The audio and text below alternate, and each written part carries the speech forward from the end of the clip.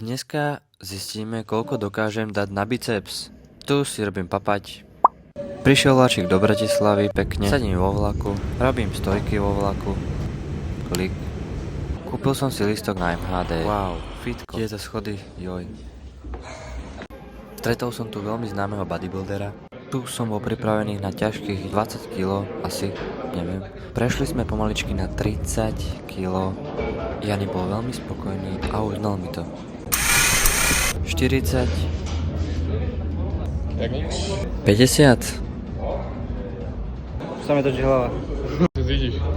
Že to dám?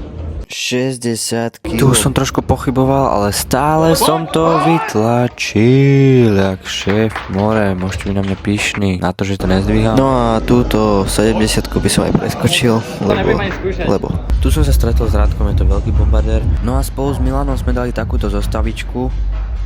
Ešte tuto volá čo ja. Ty kokos. Oh. Ešte som takýto naštípaný, v živote asi nebol. Jednak, keď ideš reprezentovať seba, treba ve veľkom štýle.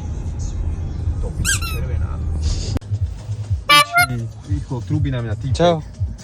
Čau.